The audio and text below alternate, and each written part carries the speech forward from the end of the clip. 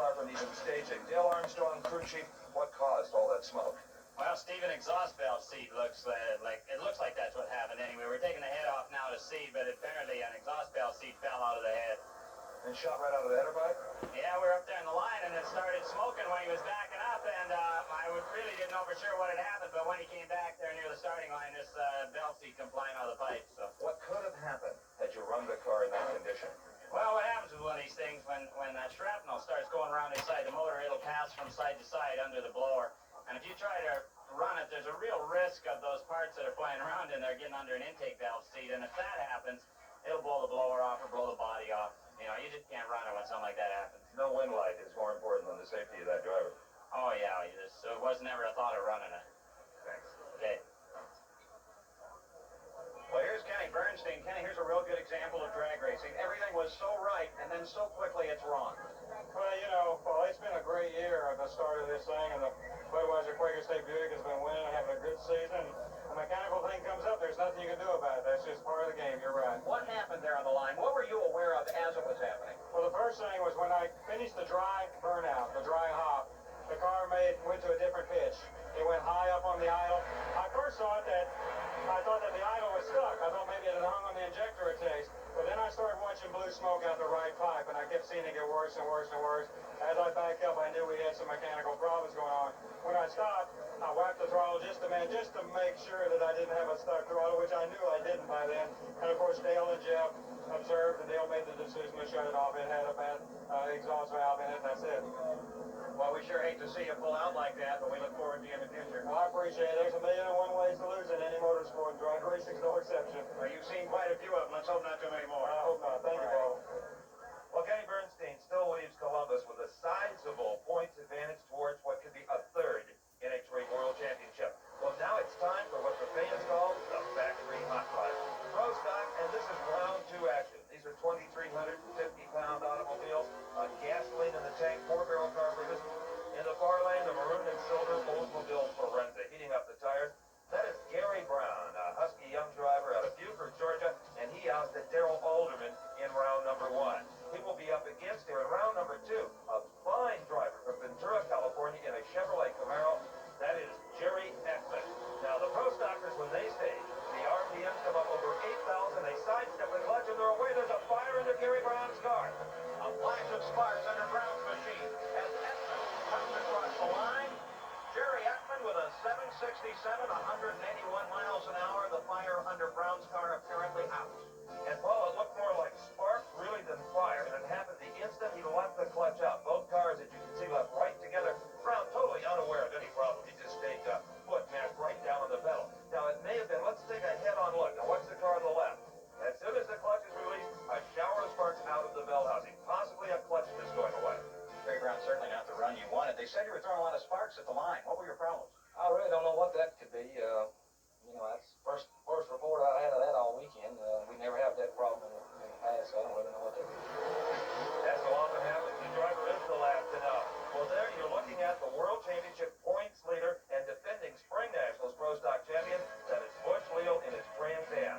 Originally from California Flash. Butch Leal now hails out of Blacklick, Ohio, and that's just a few miles from Columbus. He faces Lee Dean from Northeast Maryland in his Trans Am.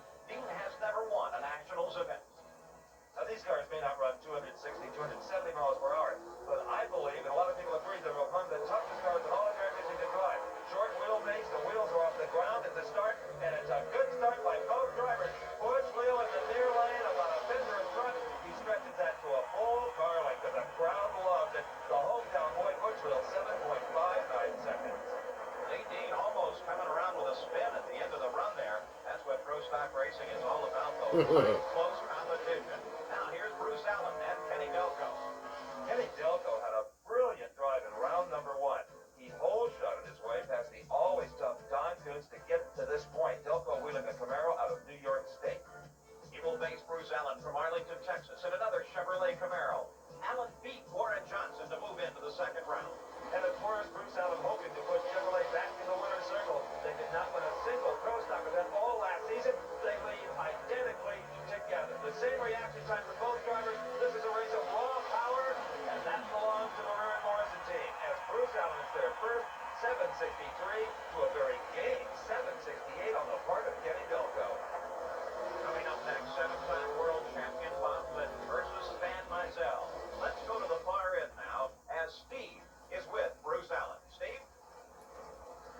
Bruce, that was a race of sheer horsepower. No advantage to either driver, and you just outmuscled him, a 763 to a 68.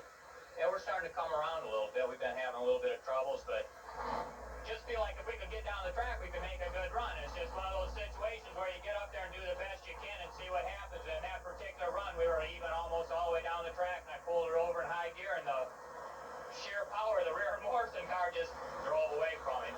Indeed it did. See you in the semi. Thank you.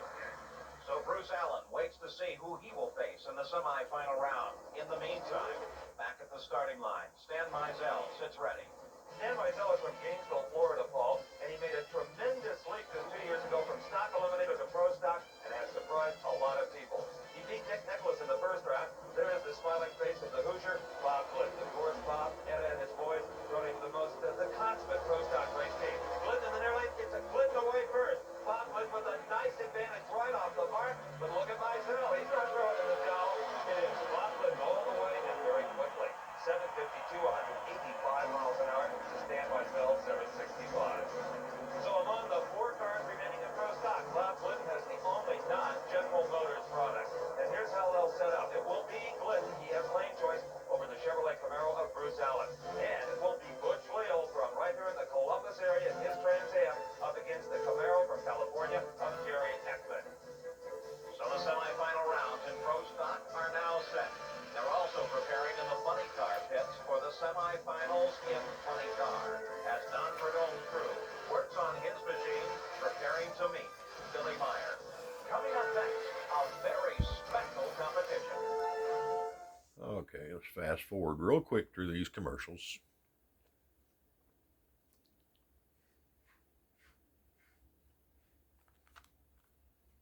Are always exciting, but especially so here at this event, the Spring Nationals, owing to a very special event held a little bit earlier. Special for the sportsman crews like the Boston Brothers and their Top Alcohol Funny. The event, the TRW Sportsman All-Star Shootout.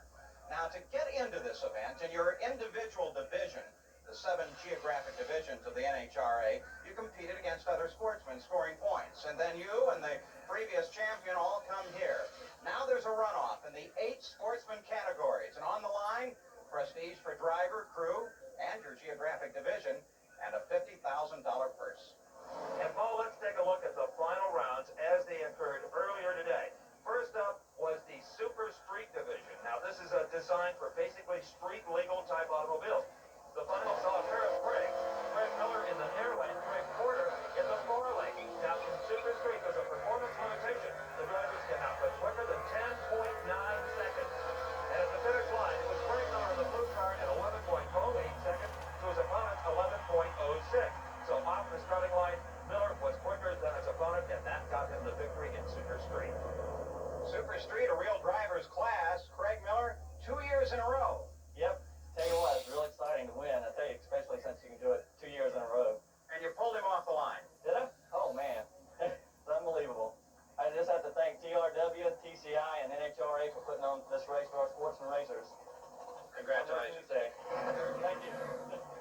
Next up was the final in Super Gas. The performance limitation here, 9.9 seconds. And in this race, we saw Chuck Buckshorn in the near lane versus Mike Perderer over in the far lane. Perderer, a former world champion from the Northwest, Buckshorn representing the Midwest, and Perderer came off the line a lot faster, got a good hole shot, but then it was power and speed as Buckshorn poured it on, and Buckshorn came across the line with a 994, 126 miles an hour to take the win. Well, anybody will tell you that Super Gas is probably the toughest eliminator for a driver. And Chuck Buckshorn, you've done it. You've won the TRW All-Star. I'm elated. I didn't think I could do it. You know, normally you need the better reaction time. Actually, you gave away 100. Right. Yeah. I thought maybe I did when I left the starting line, but I wasn't sure. And you play with the brakes a little bit, the throttle at the far end? Just a little bit. Just enough. Where did I go? 994 to his 997. Love it. Okay. Congratulations again. Then came Super Comp. Edmund Richardson versus Jerry Thomas. Now these cars custom built for drag racing. As you can see, the performance limitation here was 8.9 seconds. In the near lane, the little dragster powered by Chevrolet engine of Jerry Thomas. In the far lane, for Fort Worth, Texas, Edmund Richardson. And a big hole shot went to Edmund Richardson. Jerry Thomas, a little bit of sleep off the line, not a good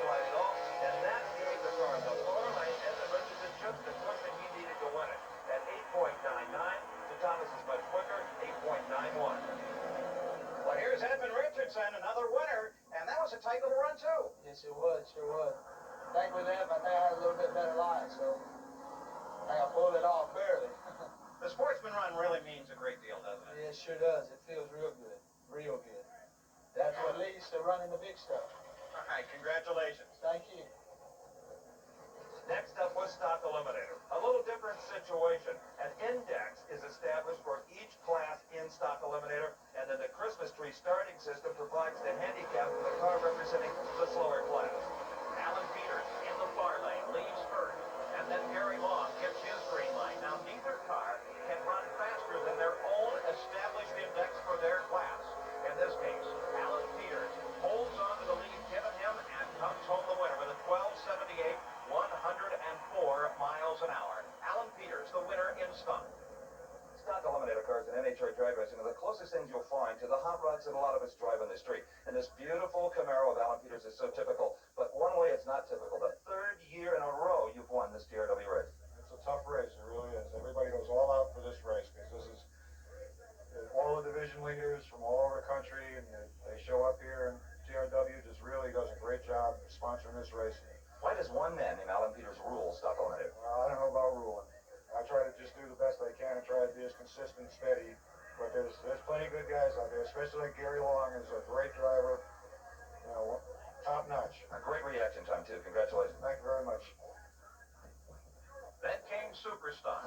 The cars with a little more height than the stock category, but the same indexing rules. In this round, we saw Robert Richardson face Delmer Wood. Robert Richardson in the near lane got a huge handicap advantage on the Christmas tree, and he was closer to his green light than Delmer Wood was.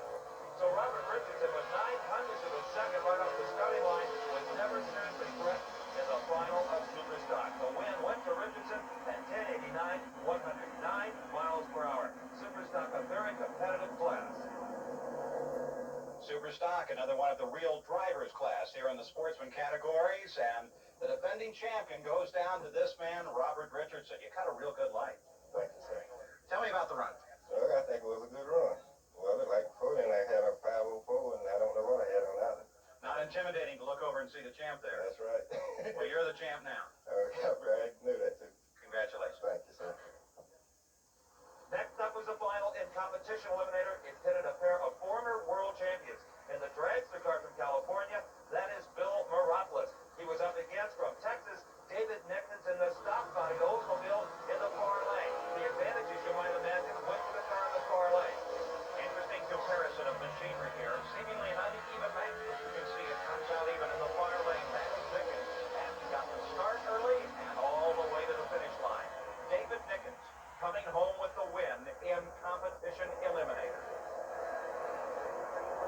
Judging by the celebration on the starting line, David Nickens can expect to have a very happy crew when they get down here. This Olds Forenza has won it, beating the defending champion. David, congratulations. Thank you very much. We're just tickled to death to win this race. The guys did a heck of a job. We changed motors for the finals.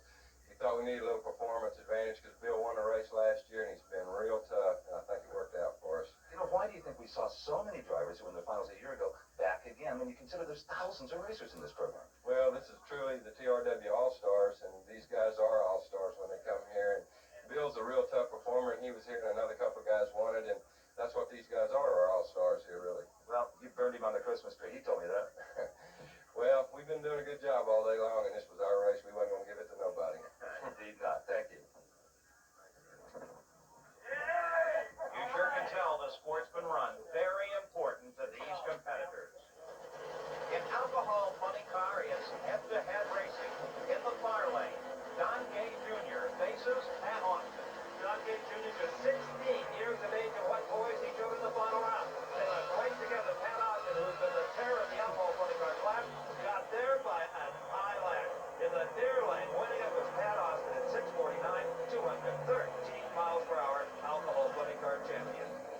The A Funny car and some of the biggest engines in drag racing, and here's your sportsman champion for the A Funnies, Pat Austin, with one super race. Thanks. It was great. To win this shoot, we went through the best cars in the country, and I'm just so happy. A 6:49, your run to a 6:51.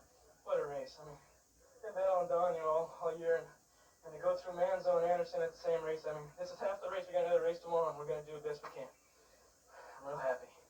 Thank you very much. see, this is hard work. I don't think they kept that breathe for about 2 minutes there through the burnout. Then it was time for the fastest sportsman cars of them all, the alcohol dragsters. It was Dennis Lucas in the near lane and Bill Walsh, many-time world champion, on the far side. Two very tough competitors facing one another. This was the final round of eliminations in alcohol dragster in the sportsman shootout. Lucas got the whole shot on the near lane, and then Walsh pouring on the power with a 656, 204 miles an hour, came home the winner. Bill Walsh wins in alcohol dragster.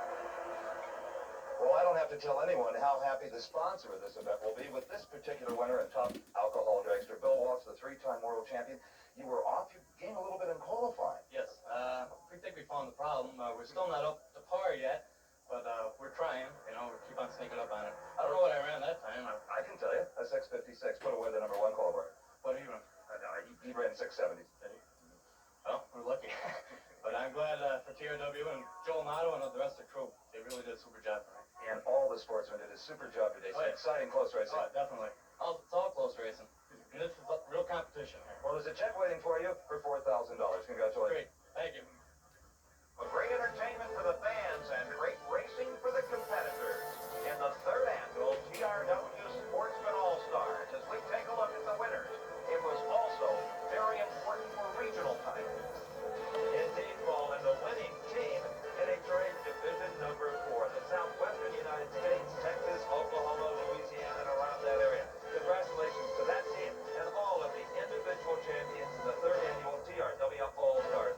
Well, speaking of All-Stars, here's Darrell Glenn, the quickest driver in the history of drag racing, awaiting his semifinal bout against Dick LaHaye. Stay with us. Okay, we will blow through that real quick.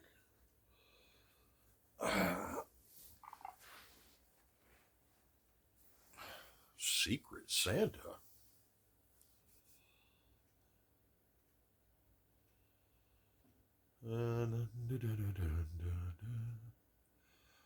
Thank everybody for watching. This isn't everybody's cup of tea, but boom. There we go. I hate throwing the tape away when I can put it up on a YouTube channel. Nobody see it. His competitor is Dick LaHaye. LaHaye, the fastest qualifier in this top two field, with a 5.40. There have been 4 winners in NHRA drag racing this season, and 2 of them are on the line right now. Earlier, Steve Evans took a look at this magnificent machine. A top fuel dragster is a lot more than just an engine and 4 wheels. The chassis can be an important part of its performance. Dick and Kim LaHaye and their crew have been nice enough to strip the magnesium body off of their car so that we can take a close-up look. Now, this is the lightest car in top fuel at 1,820 pounds with Dick on board. It was built by Dave O'Hara in Northern California. Now, up front, you'll find a lot of the dragsters use just a straight axle welded right to the chassis. Well, Dick likes to use an A-arm style suspension. He feels he's got better control of the car when it's out of shape. Now, all of the tubing in the car is what they call chrome moly, and there's 4 different thicknesses involved. Were you to stretch this tubing end to end, it would be the length of a football field. And here's something that's kind of interesting. The shaft that goes down to the rack and pinion steering runs directly through the center of the 14-gallon fuel tank. Now, they were having problems with their earlier car braking under acceleration right here where this crosspiece is. Well, now the crosspiece is not welded. It is slip-jointed so that the tubes can flex and twist within these particular joints. Now, you will not find any diagonal pieces in the chassis whatsoever until you get back to the cockpit area, and that's required by NHRA for safety. Now, if you watch this car closely, when it leaves the starting line, you'll see that it bows just about here at Dick's feet, actually raises up as much as 5 inches. That allows for weight transfer, for better traction, and also allows the front wheels to stay closer to the pavement so that Dick can steer the car. Now, every nut and bolt on this machine is either magnesium or titanium. And you would think that a throbbing 3,000 horsepower engine would be bolted securely into the car, right? Wrong. It actually just rests on the frame rails. It's held in place only by clamps like you might find on a radiator hose. Except for back here. You'll find a couple of very sturdy braces, and this keeps the engine from sliding forward when the parachute is deployed or sliding back when Dick leaves the starting line. Bet you didn't know that. So very complex, the top fuel dragster. And Paul, Dick LaHaye runs a much smaller engine, only about 480 cubic inches as compared to 500 for this car, Darrell Glenn. Now here, on this track, as we've seen, power may not be the answer. In fact, if you were down on power and had the clutch set just right and unleashed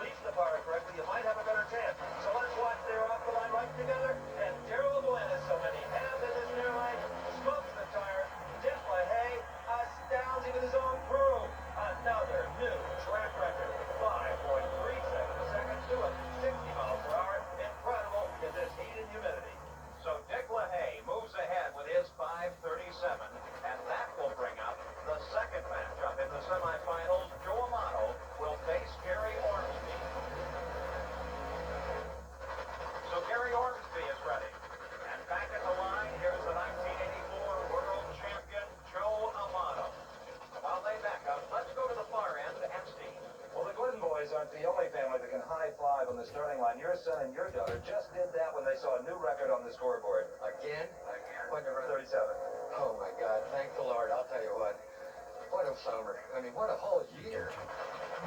So Dick LaHaye is into the final round, and now we wait to see whether or not Joe Amato or Gary Ormsby will move to the finals. Amato sits ready. Ormsby in the far lane. Amato has been in every final round this year. Even though there's been no repeat champions, he leads the points for that very reason. So Dick LaHaye, nothing personal, hopes that Gary Ormsby puts away Joe Amato right now. That would help him, and that may happen. Joe Amato and his unbelievable now with the fire to do. So apparently the motor overwhelmed and all of that freewheeling, and Joe Amato is on the trailer. Gary Ormsby brought him 62 at 52 miles per hour. Got a head gasket. Amato read the tree just a little bit better, but then the tires went up in smoke. Followed by a billow of flame. Now we look at it one more time. Watch at the back of Amato's car. What's happened there is oil has misted into the air, and when that occurs, it becomes very volatile, apparently leaking out through the valve cover. It lights up, but it's not an explosion. He gives a hug to his wife, Jerry, and Joe Amato walks away. The first time that he's not moved to the finals. Now, Gary, I'm not bragging, but I told our fans at home earlier they better look out for Gary Ormsby, Dick LaHaye, and Joe Amato. A nice one into the final round. Oh, I love it. It's been a long time, Steve. We're really pleased. I think we smoked tires a little bit there, but we got here first. That's what counts. Smoke the tires enough to slow you down to about a 560. Yeah, I knew it was losing for quite a while there. And Joe was having a regular bonfire alongside you. Yeah, I knew he dropped off. I didn't see him after. I was having a little trouble myself with the tires, but I never saw him after that. I figured something happened. Do you dare change anything to this car? Maybe hope the track gets a little better, it cools off? Well, we actually changed it a little bit soon. I think it's one of those tires off. Go back to what you had? Yeah, I think so. Okay. Should be a great final. And it's obvious that they're still having trouble determining which lane will be right and how to set up for it. The final round in Top Fuel, Gary Ormsby will face Dick LaHaye, and LaHaye will have lane choice. But coming up, the funny car, back in Billy Meyer's pit. They're working on that machine as he is prepared to meet the snake. Don Perdeau. It's the funny car semi-final coming up next. Gonna have to fast forward again.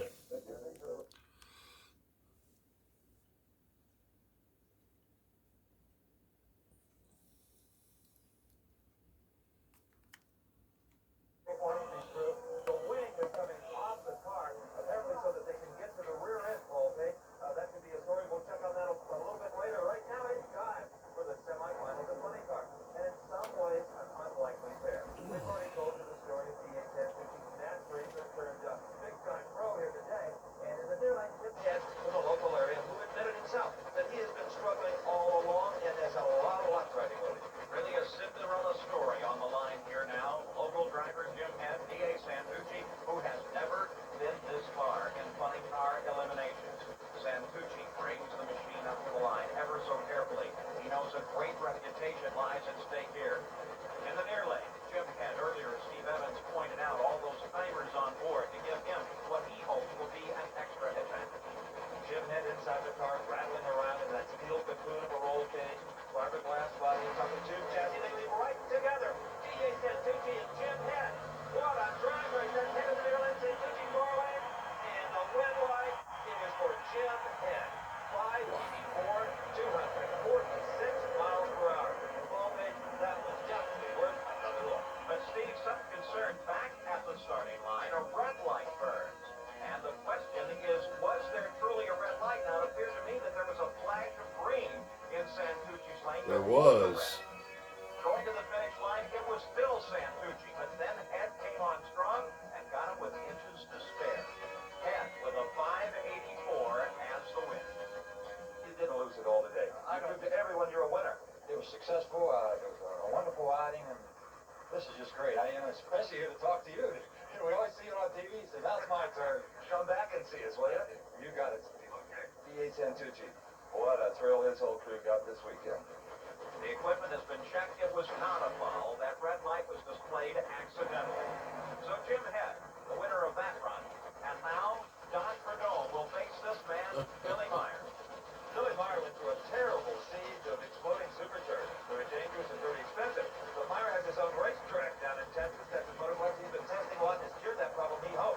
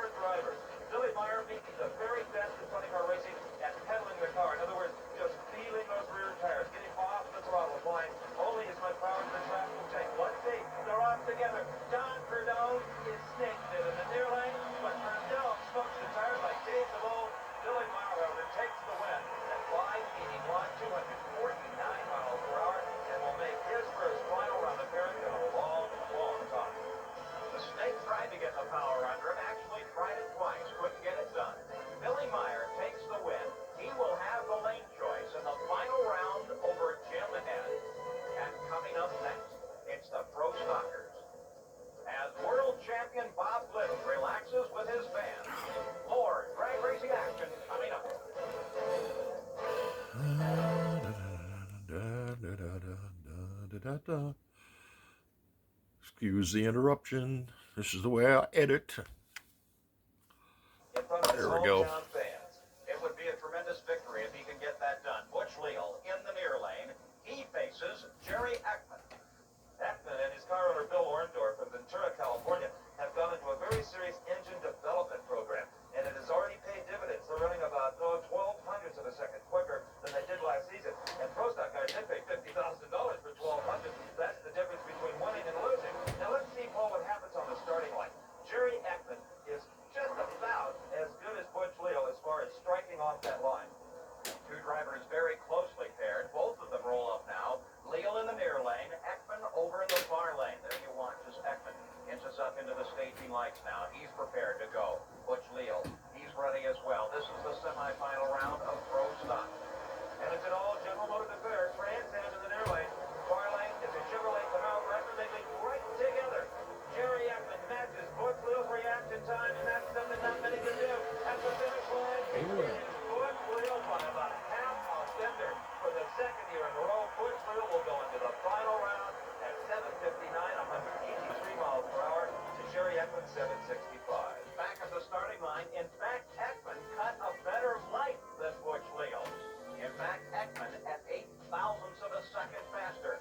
But then Leal coming to the finish line. Ford on the high speed had the car better balanced and came home the winner with a 7:59, 183. For the second year in a row. Sounds good, doesn't it? Yeah, Butch Leal goes into the final round. And Butch, I noticed you don't even have a tachometer in this car.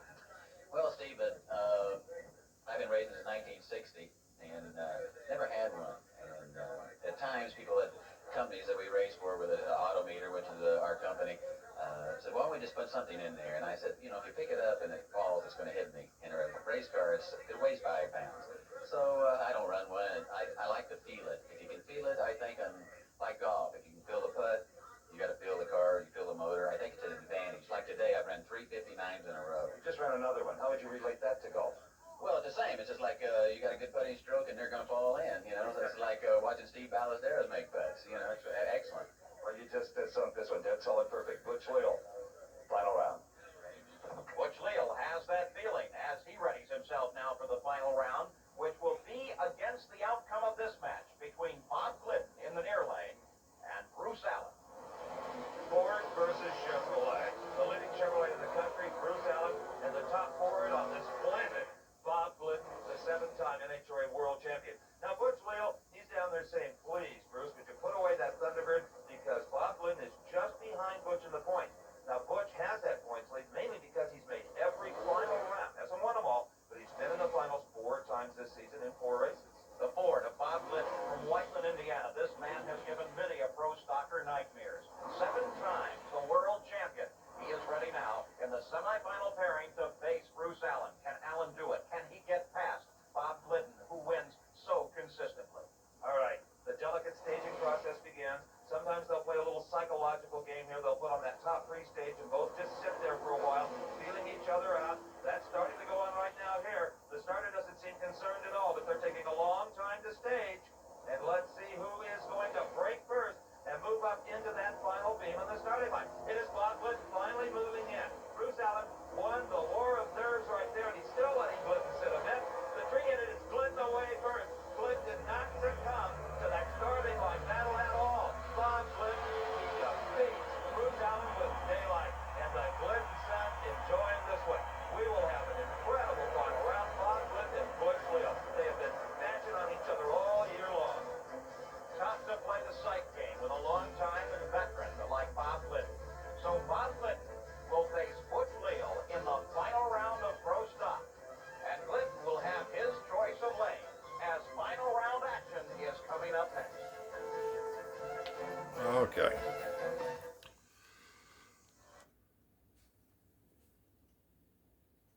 Kill the commercials.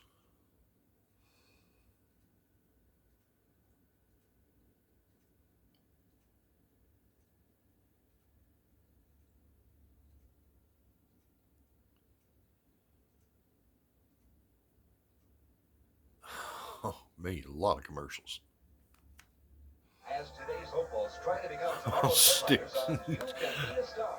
Celebrity judges and members of the studio audience choose the winners, who come back to perform again, one step closer to winning it all, including a recording contract, an appearance on the Grand Ole Opry, and $10,000 in cash. Join host Jim Ed Brown for You Can Be a Star, weekdays at 10 Eastern, 7 a.m. Pacific on TNN, the Nashville Network. It's possible in Columbus, Ohio, to step back in time with a visit to the Ohio Village, a recreation of a typical Midwestern village around the mid-1800s. Well, at National Trail Raceway, it's time for the final rounds in all three professional categories here at the Budweiser Spring Nationals. And Paul Page, we're going to kick it off with Pro Stock. Back to the future now, the final round, and Bob Glidden has decided it is the near lane that will be best. He's pushed Leal to the far lane as Glidden faces Leal in the final round. It's interesting that these Pro Stock cars all have different traction requirements. A lane that may not work for a dragster or a funny car is just fine for a Pro Stock. And nobody more track savvy than Bob Glidden. He didn't come over here by accident, and no one better on the lights than Butch Leal. Even Glidden will tell you that. He says, boy, he beats up on me all the time. So it's Leal, and he'll be gunning for the whole time. He's a little off in performance as compared to the red and white Thunderbird. So, all eyes right now on the front wheels of these cars as they move into the beach. It is Leal ahead first. Leal with 300 in a second in a whole shot. Here comes the big Ford, and he muscles by a full car length victory.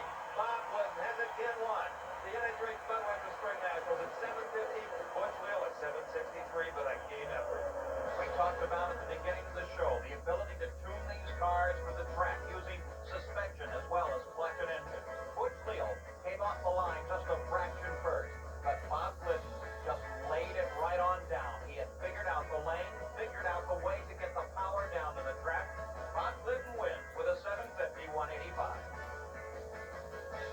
Bob Glidden sheds the fireproof jacket. You've won it. You know, this one had your name all over it all day. You were just running consistently quicker than anybody else. You know, Steve, I thought that too, and Butch came up to me just before we got ready to run, and he said, you see that bike, Bob? He said, I'm going to ride off with it. You know, the fine people from Suzuki are giving the bike to the Pro Stock winner, and I said, oh my gosh, out of all the years we've raced for a Suzuki motorbike, I've never won one of these races.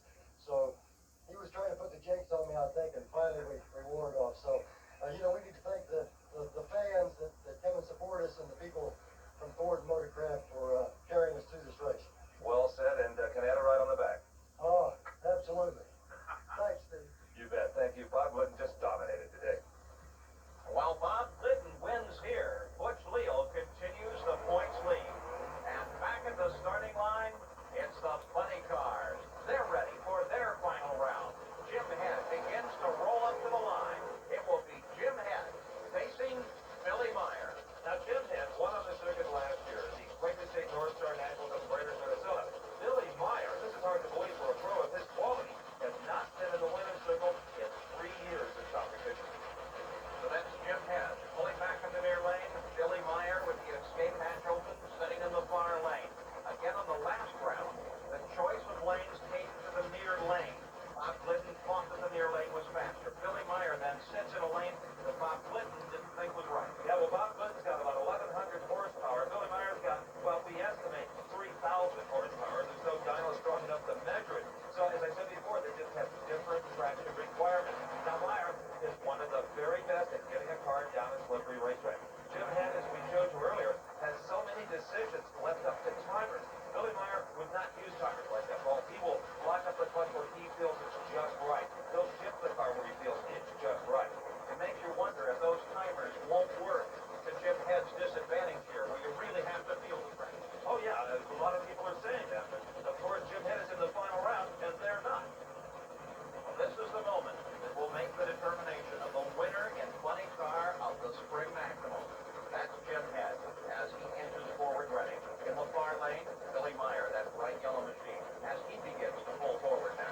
Billy Meyer, the 3 on the window indicating he was number 3 in world points last year. The year before that, he went right down a tussle for the world championship to the final.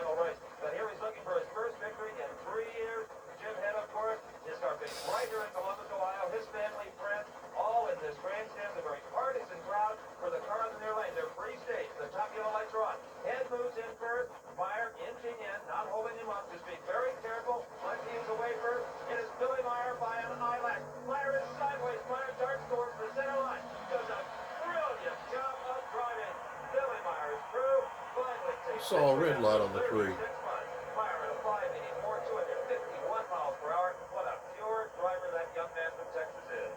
His crew has waited a long time, and they couldn't be happier. Now, as we look again, it's Billy Meyer that launches off the line first. See the red light? A red light, but that's a malfunction in the tree. It does not affect the race.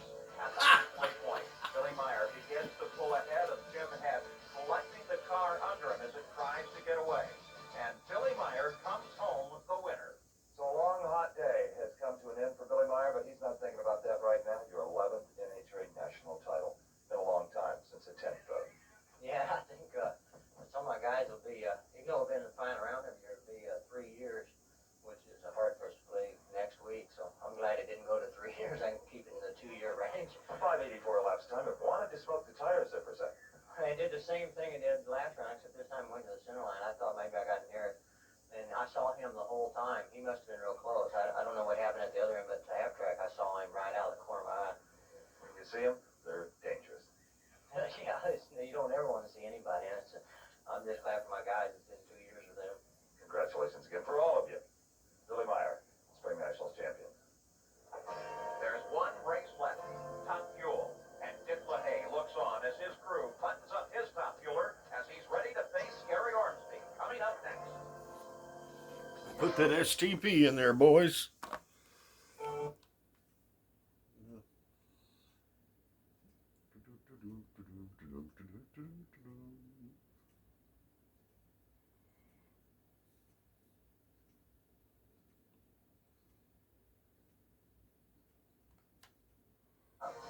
Introducing a watch with the right stuff.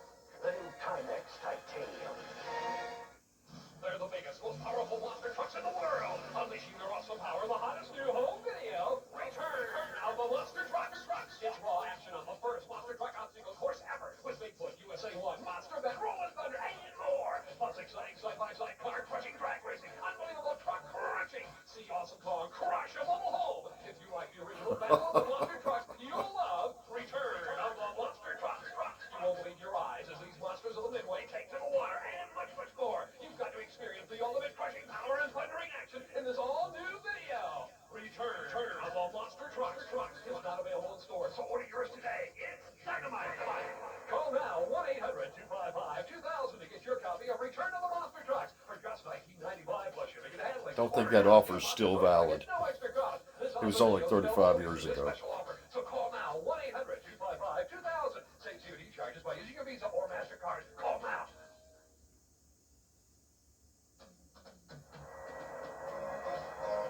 There may be no more dedicated race fans than those who follow NHRA championship drag races. Temperature in the 90s, humidity to match, and not one car is leaving this parking lot as we are ready for the final round in Top Fuel Eliminator of the Budweiser Spring Nationals. Gary Ormsby, only the second outing for that new lightweight car, and he blazes the tires to get those huge rear slicks good and gummy, and also to put some heat in the racetrack. Here is Dick LaHaye, who has totally dominated this day, setting track records round after round.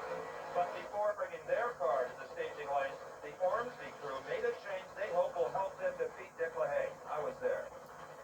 Hoagley Beard, the crew chief on this Gary Ormsby car, we are going to give Dick LaHaye a race. They're not going to do it by taking power out of the car to not smoke the tires. It's going to slow up. They're not going to do it by making more power. It's just going to smoke the tires harder. What they are going to do is to replace the entire rear end assembly. The assembly that goes back in this car will have a higher gear and hopefully will not smoke the tires with the same available power. That's the plan here. That taller gear will use less torque and hopefully give them higher speed at the far end. That's right. It's like your passenger car on a slick street. If you take off in second gear, it probably won't spin the tires. In low gear, you'll Buster slip and slide Couch around. and So starter. that's what's happening here. Starting Dick line. LaHaye has to have the most efficient running engine under these kinds of conditions. I said before, it's a smaller motor than most of the competition is using, but he never seems to burn it up. His daughter and his son, the only crew he has, and they're off Still together. smoking But it. Ormsby's taller gear does not stop the tire smoking problem. Him The LaHaye LaHaye. crew celebrates their second straight NHRA victory. Dick LaHaye with a 5:35, 260 mile an hour. He came off the line first, pulling the front wheels up in the air, almost completely off the ground. You can see Ormsby trying with the power, but that telltale blue smoke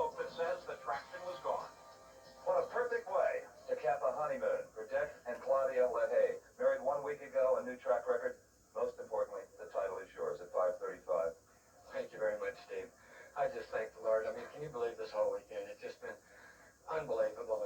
And I really want to take this opportunity to thank Anheuser-Busch for putting the money out and supporting this race so that the Miller American car can win it. Indeed, without the sponsors, these races would not be worth as much as they are for you to win. Tell me about the run itself. Ormsby was strong. Did he run good? I never seen him. It left well. It left the bestest left all weekend. Apparently. And I guess so. He showed up in the elapsed time. And it was a nice, smooth run down through there. I felt it turning the tires in the middle of the racetrack, and I thought, oh, please hang on there. And it did. Again, congratulations to all of you. Thank you very much. Well, I want to thank everybody for coming by and watching this piece of history. Come back and see us again tomorrow.